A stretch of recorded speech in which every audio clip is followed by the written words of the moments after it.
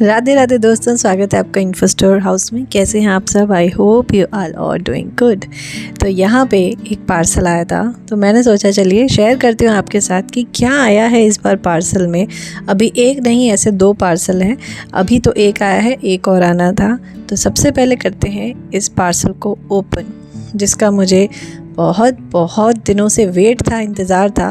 Actually order नहीं, मतलब मेरे को इंतज़ार था कि मैं कब मंगाऊंगी, और जब मंगाया और जब ये पार्सल आया है तो अब उतावलापन हो रहा है कि जल्दी से इसको खोलूं, देखूं और इसको पढूं, क्योंकि आपको पता चल गया होगा कि इसमें है एक किताब नहीं, ग्रंथ।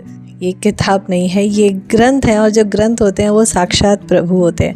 तो यहाँ पे जो पार्सल आया है इसमें आई थी गर्ग संहिता, और गर्ग संहिता जी में लिखे हैं प्रभु की बहुत अनेकों अनेक लीलाएं। ऐसी लीलाएं आपने जिनको शायद श्री कृष्णा जब हम देखते थे उसमें थोड़ी बहुत देखी होंगी, लेकिन कई लीलाएं ऐसी हैं जो उसमें भी नहीं थी। गर्ग संहिता में बहुत सारी लीलाएं लिखी हैं। हो सकता है आपने कभी किसी के मुख से सुनी हो या कभी भागवत में सुनी हो, लेकिन इतनी सारी जानकारी श्री गर्ग संहिता में है कि ज़रूर इसको आप मंगाइए, पढ़िए।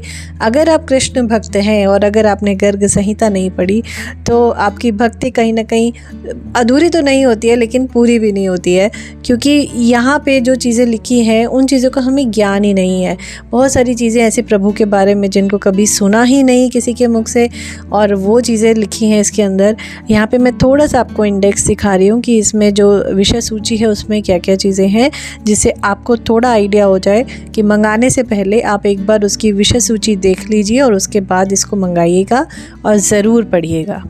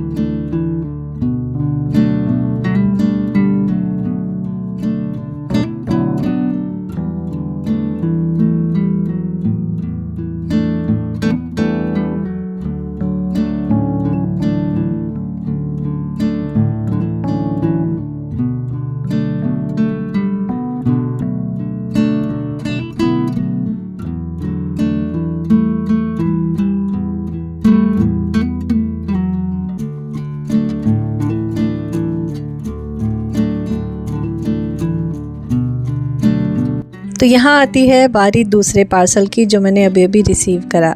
अब इसमें जो मैंने मंगाया है ना, इसका तो आपने कितनी बार वर्णन महाराज जी के मुख से सुना होगा, और कितनी बार इसका वर्णन कितने ही भागवत में सुना होगा, कितने ही साधु संतों के मुख से सुना होगा कि ये इतनी इम्पॉर्टेंट है ये जो ग्रंथ है। और कौन सा ग्रंथ है, चलिए ये भी मैं आपको दिखा देती हूँ।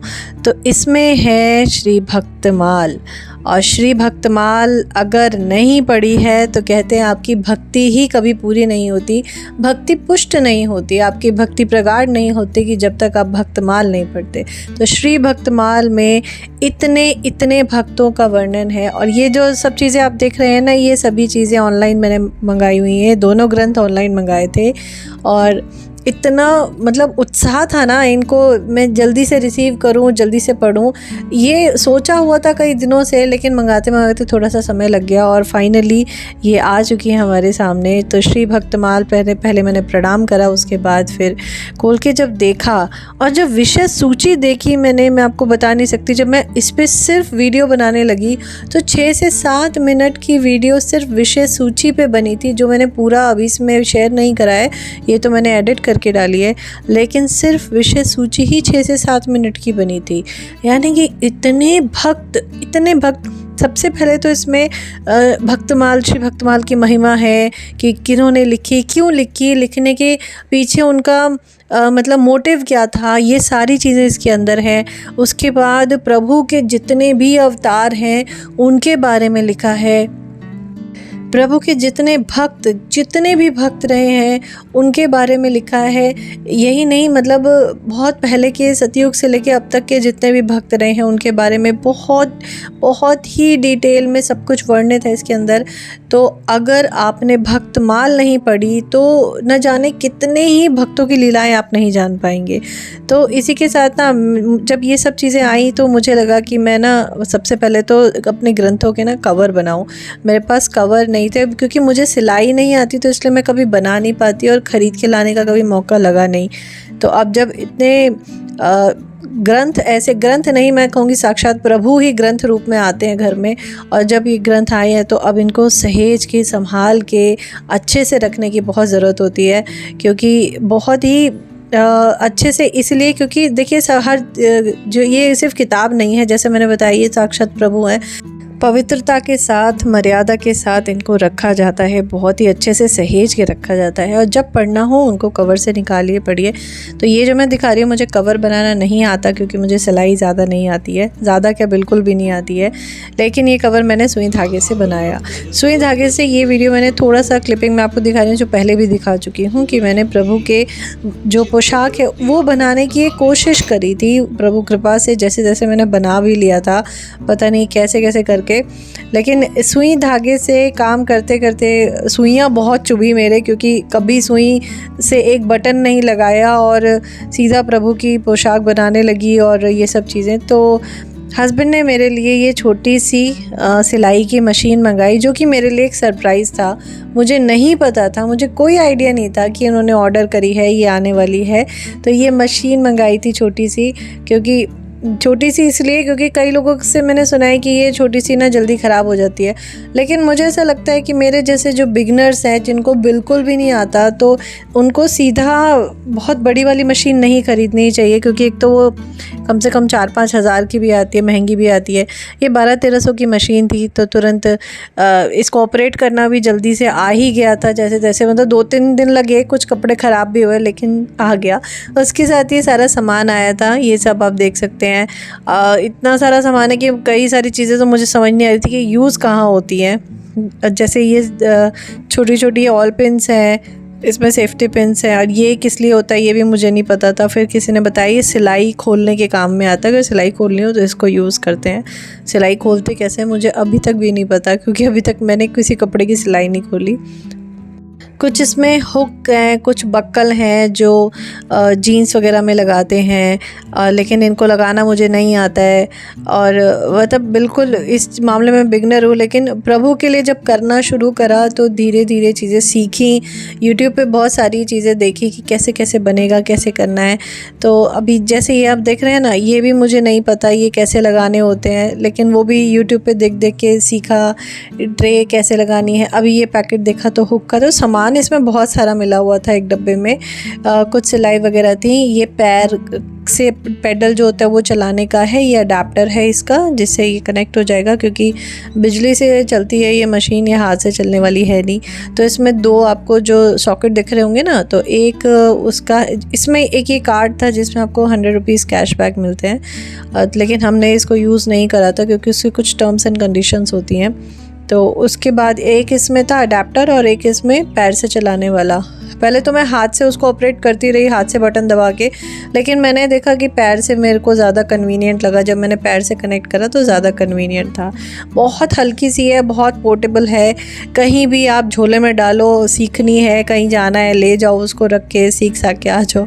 तो बहुत कंफर्टेबल थी, बहुत पोर्टेबल है, हल्की है बिल्कुल, यूज़ करने में भी अच्छी है। अभी कैसे कैसे करना है मैं दिखा देती हूँ। और 3 मंथ्स की इसकी वारंटी है।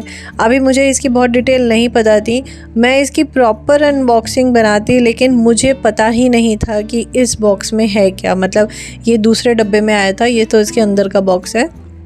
मुझे पता ही नहीं था कि इस बॉक्स में है क्या। बस हस्बैंड ने बोला देखना कुछ सामान आया है, उसको खोला तो उसमें मशीन थी। क्योंकि कई दिन से जो सुइयाँ चुभ रही थी ना, तो शायद इसलिए उनको लगा कि अब मशीन मंगा देनी चाहिए, क्योंकि अब जब प्रभु के लिए पोशाक बननी शुरू हो गई हैं। और मशीन मैंने आपको बताया था बहुत पहले ही आ गई थी, लेकिन मैं इसकी वीडियो आज डाल रही हूँ क्योंकि मैं होली पे भी जो मैंने प्रभु के वस्त्र बनाए थे, जितनी पोशाक बनाई थी, तो वो भी मैंने इसी से बनाई थी। इसके साथ ये पूरा ऑपरेटिंग मैनुअल है इसका, लेकिन ऑपरेटिंग मैनुअल से बेटर है। बहुत सारे वीडियोस हैं यूट्यूब पे अवेलेबल, मैंने उसको देख देख के जल्दी सीखा है। कैसे उसमें जो धागा होता है कैसे लोड करते हैं, उसमें कैसे कहाँ कहाँ से धागे को फंसाते हैं फिर सुई में डालते हैं। तो यहाँ पे मैं एक प्रैक्टिस कर रही थी कि चलो उसको चला के देखते हैं कि चलेगी कैसे। मेरे को कोई आइडिया ही नहीं हो रहा था इसको कैसे चलाना है, कहाँ से दबाना है, लेकिन कोशिश कर रही थी कुछ ना कुछ करके। फिर फाइनली जैसे तैसे मशीन चल पड़ी। और शुरू में तो 1-2 बार तो चल ही नहीं पा रही थी मुझसे। फिर आप देख सकते हैं मेरे को कितनी कन्फ्यूजन हो रही है कि कैसे चलेगी, मुझे कुछ समझ नहीं आ रहा था। फिर जब कुछ समझ नहीं आया तो एक एनवेलप तो मैंने कैसे करके बना दिया, लेकिन हाथ से बनाया हुआ एनवेलप है ये, मैंने मशीन से नहीं बनाया था क्योंकि ये मैं पहले बना चुकी थी, मशीन के आने से पहले ही बना चुकी। तो आप देख सकते हैं ना, एक साइड की लेस मैंने ख़राब लगा दी, बिल्कुल वो लग ही नहीं पाई मुझसे, और एक साइड की सही थी, ऊपर की थोड़ी बहुत लेस लगा दी। और ये वेलवेट वगैरह के कपड़े, लेस, ये सब यही कतरन मार्केट से मैं लेकर आई थी, ये सारा वही है। अब उसके बाद फाइनली हस्बैंड ने बोला एटलीस्ट एक बार ट्राई करो, फिर से इसको चला के देखो, नहीं होता है कोई बात नहीं। और उसके बाद फिर से मैंने कोई भी कपड़ा उठाया और उस पर ऐसे ही बस रैंडमली उसको चलाना शुरू कर दिया, और उसको ऐसे ही कुछ बार चलाती गई, फिर धीरे धीरे वो अपने आप आ गई।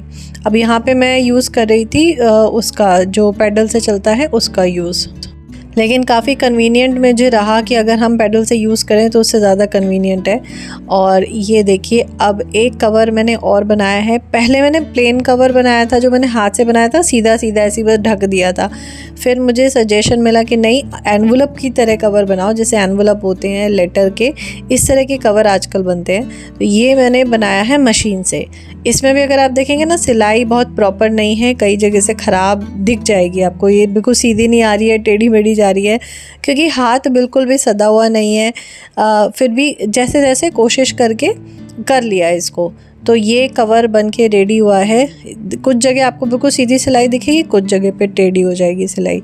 और पता नहीं क्यों डिज़ाइन कुछ करने की कोशिश करी थी बीच में। ये ठाकुर जी के जो बड़े वाले ठाकुर जी हैं उनके पोशाक एक बनाई है, ऐसी ही पोशाक छोटे ठाकुर जी की बनाई थी, और ऐसी ही पोशाक सेम युगल सरकार की बनाई थी, होली के लिए बनाई थी।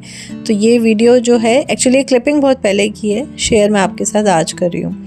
तो नीचे की लेस लगाई थी, लेकिन अभी भी आपको दिख रहा होगा कि ये परफेक्ट नहीं बनी हुई है। तो इसको मैंने परफेक्ट करने के लिए एक बीच में लेस लगा दी थी, ताकि ये जो प्रॉपर सिलाई नहीं हुई है ना, तो यहाँ पे लेस से मैंने लेस लगा के उसके ऊपर ही सिलाई लगा दी थी। और ये मैंने श्रीमद् भागवत इस कवर में रख दी हैं, और इस कवर के ऊपर ही मैंने एक रिबन लगा दिया है, जिससे कि पूरा अटैच हो जाए, पूरा घूम जाए।